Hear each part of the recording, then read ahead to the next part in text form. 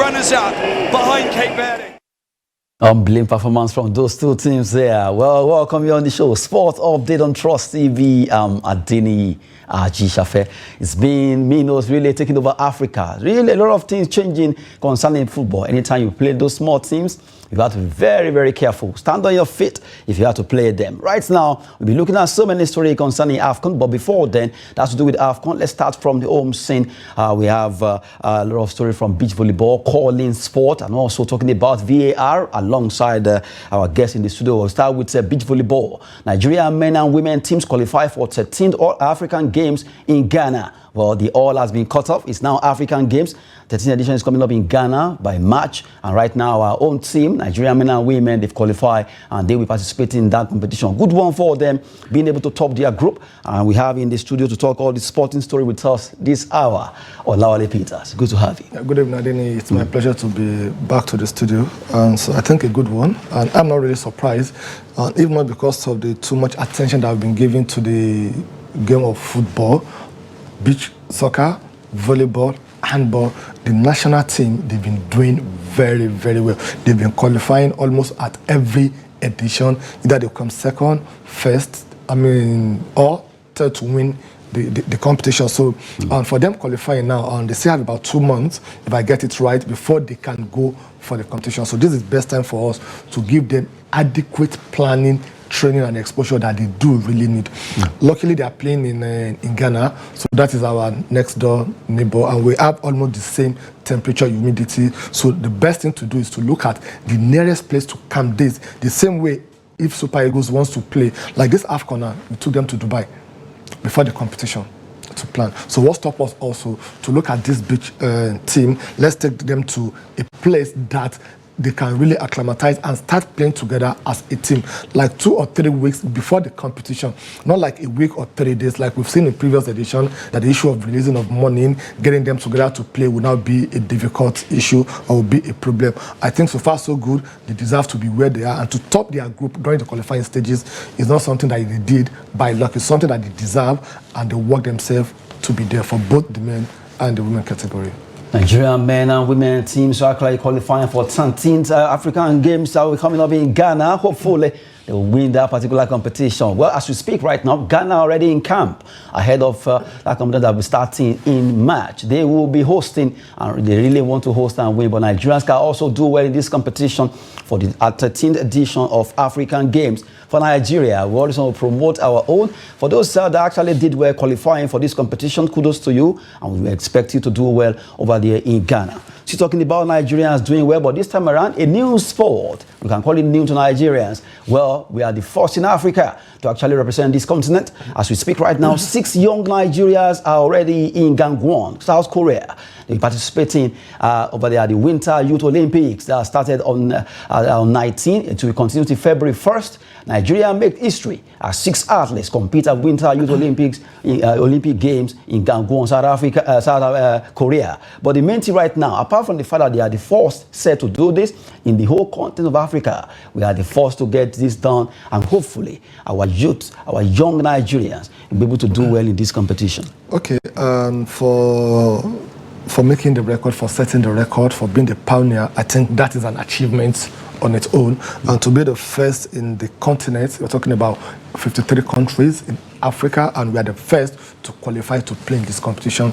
That shows we have a lot of abundance of raw talent in this country that we can transform to help the game of sports. Sport development, it's an area that we really need to look into in this country. I'm sure a lot of people are looking at what is calling. What is calling? How did they play it? How did they do it? This is what calling is all about. This is how you play it. And this is not what we have a facility in Nigeria. It's all about skills and capacity. So that means that we have a lot of talented youth in this country. So as far as I'm concerned, they shouldn't put any pressure on themselves. They've made the history also. They should go out there and play their game the same way the likes of Namibia, Tanzania, Mozambique, Cape Verde are playing their game during the AFCON without any pressure. They go out there, play their game, and you'll be surprised they come back with a medal. And to be candid, these young ones, 6 of them, look at them, young guys over there in Gangwon. They camped in Finland. They almost did not make this trip.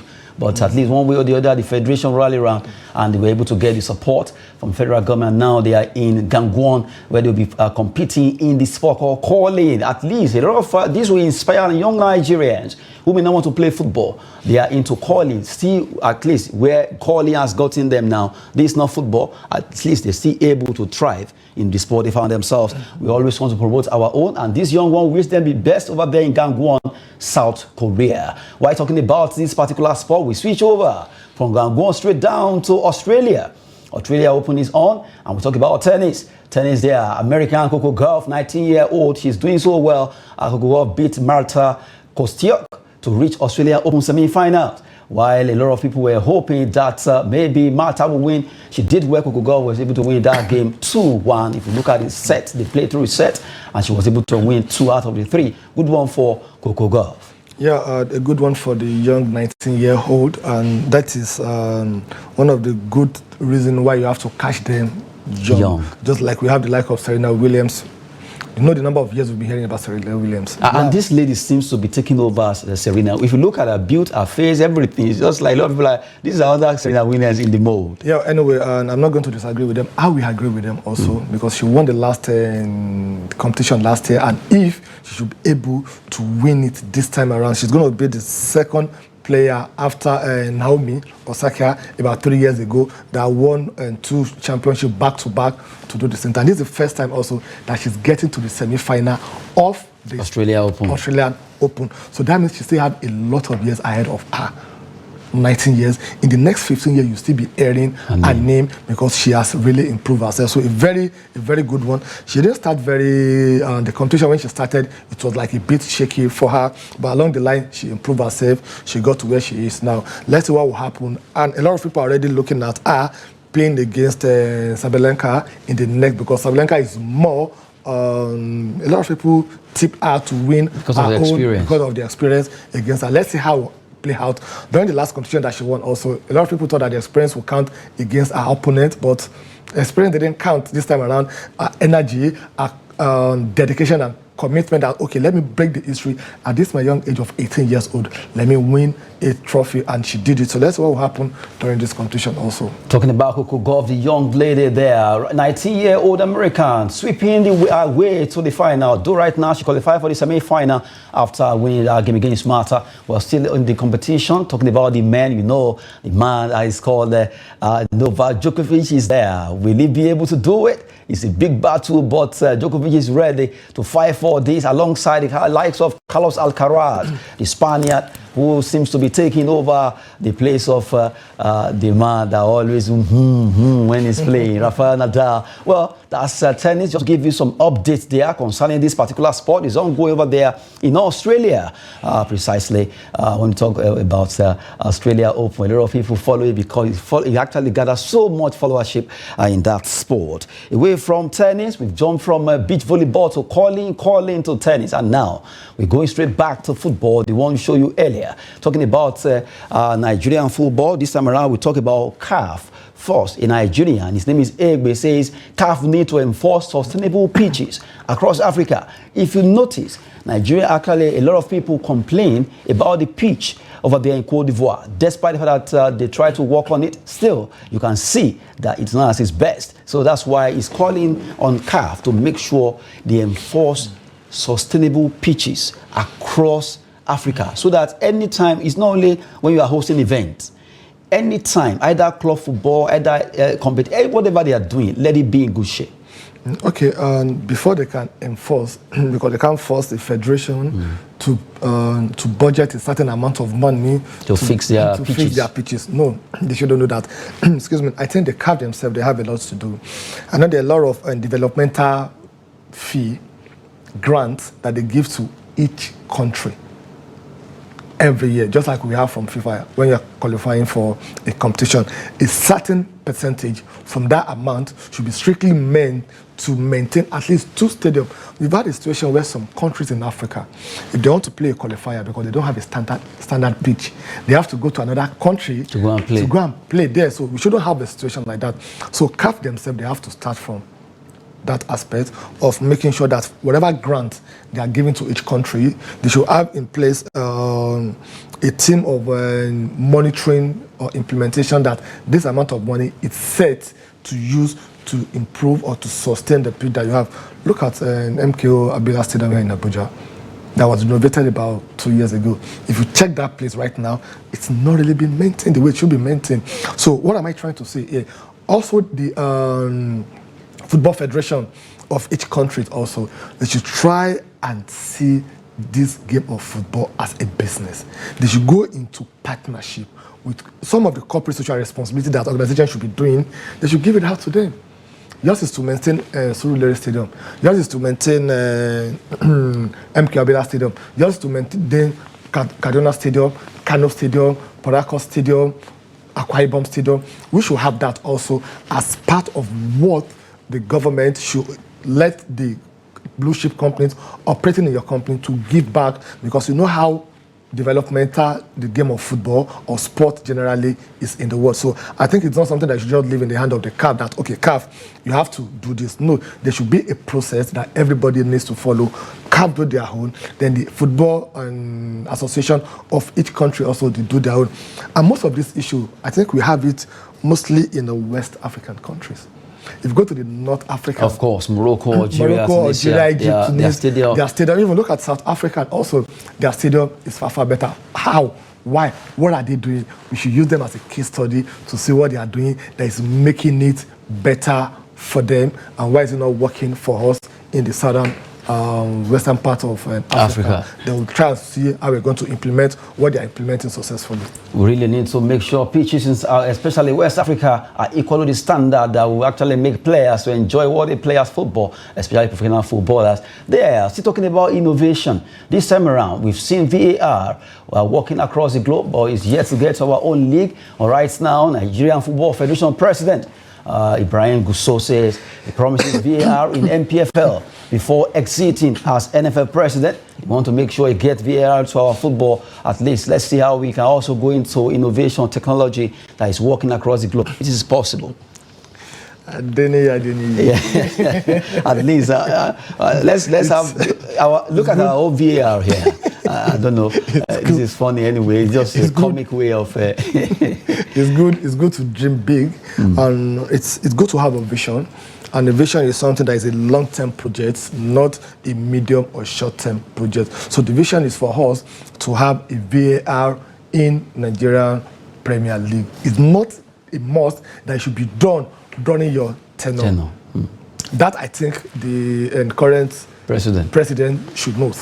The vision is for NFF to have VAR in our local league. Not a must that it must be under your regime, so that we get it right.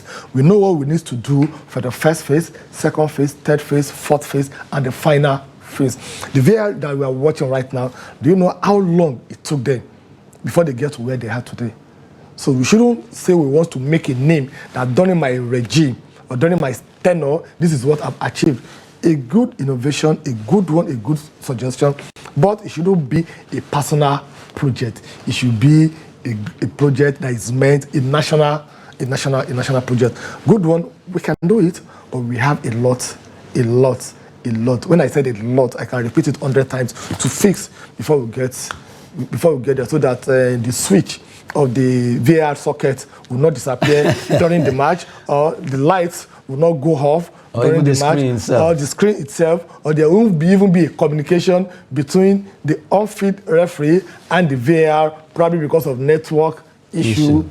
So all those we really need to see how to perfect them first before we translate into the final output. A lot needs to be done concerning that innovation there. Coming from Lally Peters, even though according to NFL president, it will make sure some Nigerian coaches get to Morocco for their training, and from there they need to understand how VAR works. Let's see how it goes, but the things must just be done right. All hands must be on deck to get this innovation for Nigerian Premier Football League there. Right now, before we go, we look at fixtures for this for today. Game will be on. We look at matches. Africa Cup of Nations Group C fixtures. Gambia will be taking on Cameroon. Guinea against Senegal. Two solid matches. Well, are we expecting what happened yesterday today? Well, I think Nigeria should be more interested to watch this match. Gambia, Cameroon, Guinea, this group. Yeah, this group, we are very interested to watch it because whoever comes second here, we are meeting them in the round of 16. Like I said during the morning show, if Guinea should defeat Senegal, we are meeting Senegal because Guinea is going to top the group because currently they're having 4 points. Senegal, they're having 6 points. So that will take them to... And if Guinea wins, they have 7. If Guinea wins, they will have 7. Senegal will remain 6. Second. And so we're going to face... We're going to face them. So why are you... No, I'm just... No, it's like your body language is changing. So that means we're going to face Senegal. And if Senegal should defeat Guinea, okay, so that means Senegal, they are having 6 points currently. They'll get to 9 points. Senegal, they will remain 4 points. Cameroon will remain... The Cameroon, they're having 1 point. If they defeat Gambia, that means Cameroon will have 4 points. But if you look at the goal difference and go against, Cameroon, they're having -2, while Guinea, they're having +1. So Guinea will still qualify, except if Cameroon can defeat Guinea like 3-4 all replied goal. But the Cameroon that we've seen during this competition, they're not really inspiring. And also, how sure are we that the Gambia will not do what Mozambique did to Ghana yesterday? Cape Verde against Egypt. Yes, Cape Verde against Egypt. Even the Ghana against Mozambique, because Mozambique, they have nothing at stake again. We are not even seeing it. What if Gambia did what Equatorial Guinea did against? So that means the game will be very, very interesting. But my prayer as a patriotic Nigeria is that Guinea should not defeat Senegal, so that we will not meet Senegal. So let's still have some small hope that if you meet Guinea or Cameroon, you can still get to quarterfinal. Well, whatever it is, Senegal come with their Teranga Lions. I didn't hear that very well. No, I'm saying, actually, I have to be bold enough to say that whatever happens, either Guinea or Senegal, we are battle ready. Seriously, a real mathematical style of calculating who you play or not in AFCON is getting tougher now. Angola versus Burkina Faso in Group D fixtures, Mauritania, Algeria. Another set of anything can happen.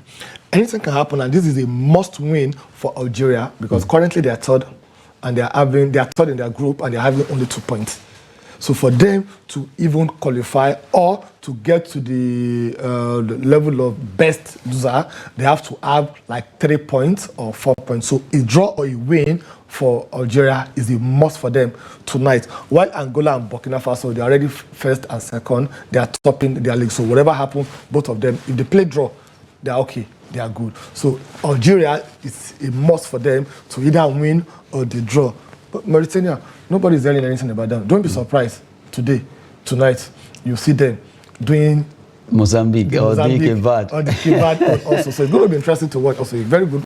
Interesting fixtures in the AFCON that will be coming up in Group C and D. We just brought to you there. And now coming back to us now, talking about events over there in AFCON. AFCON this year has been a fantastic one where the giants are really falling, the mountains are falling, the minnows are really making it happen. Mozambique, Cape Verde, Equatorial Guinea, all of them fighting hard to see how they can be at the top there. Giving you update in the world of sport on the show. Well, we just have been talking with Olale Peters. We want to appreciate your time with us. Thank you so much, Adeden. It's my pleasure being here. And that your prayer that they should bring Senegal. I'm sure a lot of Nigerians, they are not saying amen to that prayer. Yeah, I'm only trying to be strong. Even before we go, let's just quickly talk about Bayer Leverkusen. Leverkusen right now, they are considering if they can get a player in place of Victor Boniface, although temporarily it's going to be a temporary signing for. But immediately I saw this, I was like, maybe the temporary signing look on turn.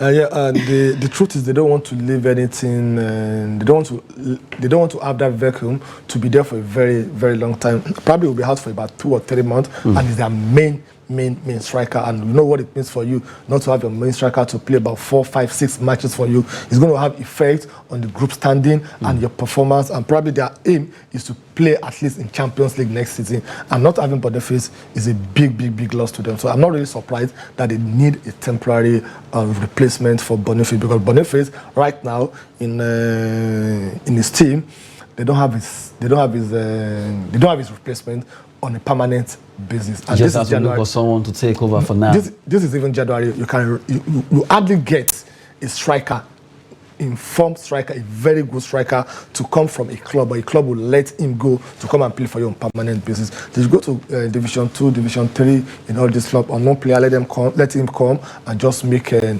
name for himself. Make a name for himself. They are talking about Xabi Alonso trying to get a player in place of to replace, or rather temporarily, our own Victor Boniface, who right now is recuperating after the injury sustained while with getting ready for AFCON. There, we wish him the best, and also for Nigeria, we hope that they will do well on Saturday by the time they face the second place in Group C. That's it on the show. All I have been the one talking with us. We appreciate your time once again. I'm Adeni Ajishafe.